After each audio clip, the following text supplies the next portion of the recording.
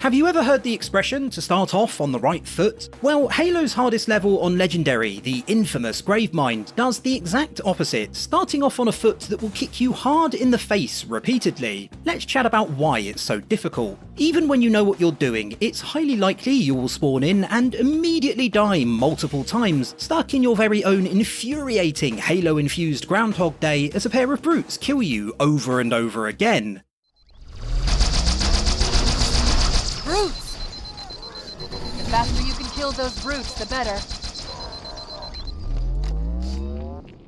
Brilliant advice, Cortana, thank you. Why didn't I think of that? The trick I find is to begin holding backwards before you even spawn in, and then unload your needler on the first brute as quickly as you possibly can. Although the second brute will promptly go berserk, he's easy to deal with as you can back away while needling him, and so he shouldn't get too close. There are two great learning opportunities here for first timers. Number 1, the Needler is a great way of dealing with berserking brutes who can be tough to dispatch even with headshot weapons due to their erratic movement. Number 2, only the last brute alive in a pack will go berserk, which gives you a clear and obvious indicator of when a skirmish is nearing its end. If only the rest of your time spent in this first room were so simple. The big problem is that at this early stage you've no headshot weapons like the Covenant Carbine you'll get your hands on shortly, guns which can be used to speedily deal with any brutes who are by far your biggest threat. Don't take that to mean the grunts here aren't a problem too, because they will also mess you up if you let your guard down, but as long as they're all you have to deal with, you can normally dance around them with relative ease. The real issue is when you have to contend with a bunch of them and 2 brutes wielding carbines during one of the early enemy waves. Clearing them out is brutally hard due to the aforementioned lack of headshot weapons. A plasma rifle is great for dealing with grunts from range, but is about as threatening as being tickled for brutes, meaning the Needler is still the preferred option for them once the grunts have been taken out of the equation. Good luck getting to that point though, as this particular part of the opening holdout is one of the hardest in the entirety of Gravemind. Every brute is a crack shot with the carbine, and the grunts are no slouch either, regularly rushing you, which makes good positioning absolutely vital. When that's all done and dusted, there is some respite at least, with the carbine on offer making things markedly easier. Long range weapon in hand, you can retreat to the raised seating areas on either side of the arena to put some distance between you and the Covenant, making the next few waves quite trivial. All you have to do is aim for the head and then jump down and finish off the last berserking brute in each group with your Needler.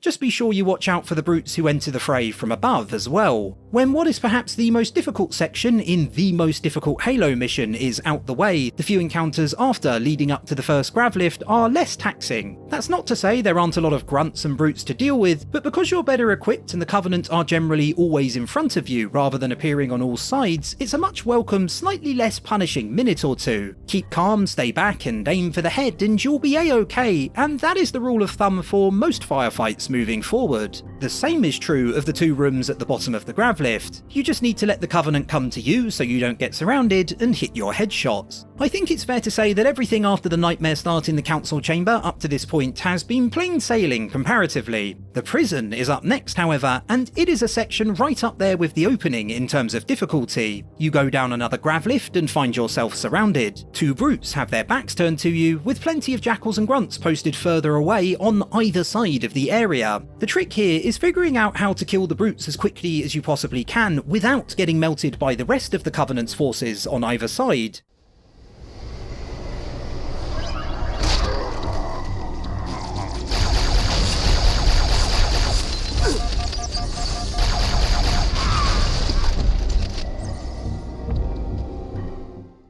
You might think slaying both brutes and then rushing either left or right as fast as you possibly can is the play, but you'll likely be pulverised in the process. This part is infuriating, and it's the longest I personally got stuck anywhere in Gravemind, spending about 10 minutes trying to get through it, but I actually rather enjoyed it. It was like solving a puzzle, as I slowly, maybe too slowly, put together a winning strategy of using plasma grenades to blow up brutes, then hiding behind some pillars long enough that I could get my bearings and begin thinning the herd. The rest of the prison is no real bother as long as you effectively manage space so that the Covenant remain in front of you, and it gets even easier if you can successfully keep the Marines you rescue alive as long as possible, as they do a great job of drawing your enemy's fire. A quick word about jackals at this stage, as this is the first area where you'll come across a lot of them. In Halo 2 in particular, I find it really hard to hit their weapon arm while they're shielded to open up a headshot opportunity. They may well be exactly the same as jackals in other Halos, which would make this a me problem, but in 2 especially, I find them incredibly dangerous in Gravemind's tight hallways. To cap things off, there's a lovely little sequence at the prison's end where you can ping Covenant as they come down the gravlift you used earlier. It's a nice bit of catharsis to take the edge off the pain.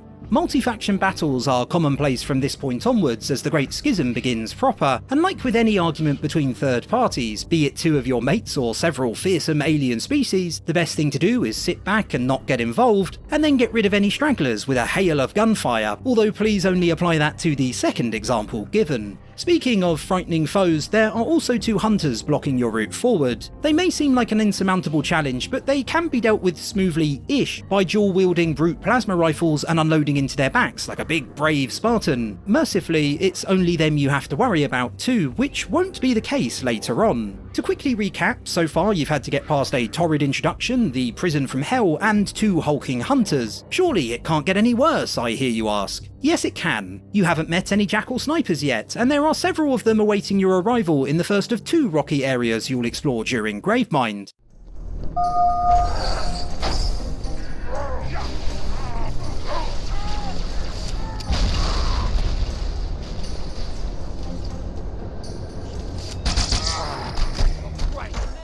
As is always the case whenever they're featured, the problem with jackal snipers on Legendary is that they are incredibly fast to start shooting at you and they normally never miss. That means any section they appear in is one of trial and error. You get killed by one, figure out where it is and take revenge, then get nobbled by another, kill him and take revenge, and so on and so forth until you're finally aware of all their positions. There is one meters away from you where you enter the environment at least, so once you've eliminated the snipers, it's easy enough to finish off any Covenant or brutes not courteous enough to already be dead using your own beam rifle. There are a couple of encounters around gravlifts after, punctuated by a larger confrontation in one of High Charity's gardens, and if you've managed to get here, they shouldn't be too much bother. I say that in the context of Gravemind on Legendary as a whole though. Once or twice during this video I've described parts as being easier than others, but compared to playing on different difficulty levels or even other Halo 2 outings on Legendary, they're still tough nuts to crack. They're not as bad as some of the major pain points included, but if you rest on your laurels for even just a tick, don't think you won't immediately feel the wrath of 2's outrageously balanced enemies. The next indoor area requires something of a change in strategy as it contains the most elites you'll have seen so far, which means it's time to bust out the noob combo. For those of you unaware, the noob combo is a plasma pistol combined with a precision weapon, and it's by far and away the best way to take elites down. You hit each with a charged shot from the plasma pistol to drain their shield, then deliver a single killing shot to the head.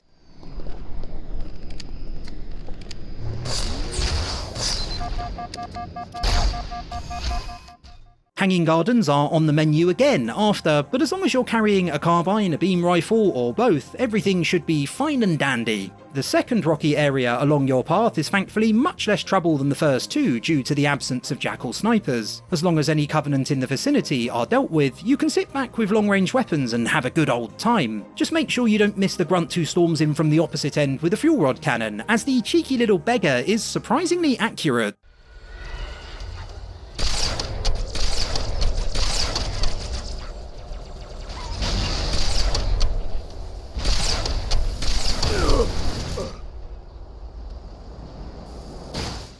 Gravemind's only invisible elites are found towards the end of this area and in the room after. You'd expect them to be a nightmare, but they're equipped with only plasma swords and charge straight at you with all the tactical nous of a well-armed baby. There's another room packed with elites to get through as well, after which the difficulty ramps back up for 2 tricky encounters after what has been a relatively forgiving middle section, again in the context of Gravemind. I'll be honest, by the time I reach this bridge I'm always pretty exhausted, as the level is stupidly long on Legendary.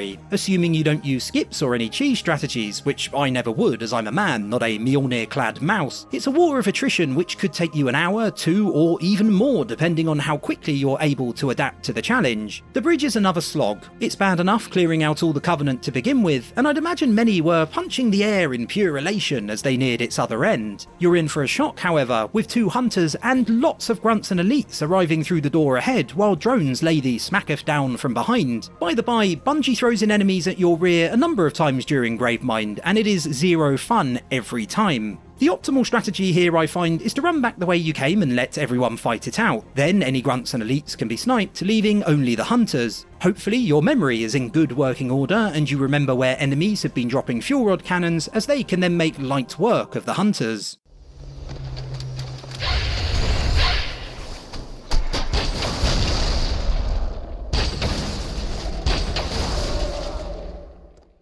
At long last, after plenty of blood, sweat and tears, and perhaps many screams of frustration, you reach Gravemind's final room. Identifying the 3 stages of this encounter makes life much easier. First, there are lots of brutes, drones and elites duking it out. You just need to sit tight until they're done squabbling, then use the noob combo on any elites still standing. Stage 2 is appropriately named as a pair of hunters are introduced, along with some brutes. The hunters will likely emerge victorious, and you can then either use a fuel rod cannon again, or dual-wield plasma rifles on the beasts. Stage 3 is perfect for the noob combo, as lots of elites rush into the area at the last minute. Backing off works well, or you can be a risk taker like me, sticking close while dancing around cover. I'd love to show you some of these last clips with in-game audio as I have been throughout the video, but I can't, as breaking Benjamin's record label will copyright strike me again. And that is the end of Gravemind on Legendary. There are lots of punishing sections which could take you minutes, hours or even days to vanquish, but that's not what makes it the nightmare it is. In my eyes, it's the sheer length of time you're expected to maintain peak performance, with nigh on every battle being a desperate struggle against overwhelming odds. Is it controller smashingly infuriating at points? Definitely. More than any other level, Gravemind is a display of how ridiculously unbalanced Halo 2's legendary difficulty is. At the same time though, I'd be lying if I said I didn't get an immense amount of satisfaction from getting past many of its encounters. The mission becomes almost a puzzle at times as you work out a strategy for each area and then execute, although that being said, they're not brain teasers I have any desire to revisit regularly. Thanks for watching the video, boys, girls and Spartans. If you enjoyed it, do consider liking, subscribing and sharing your thoughts, and all's well, we'll meet again soon.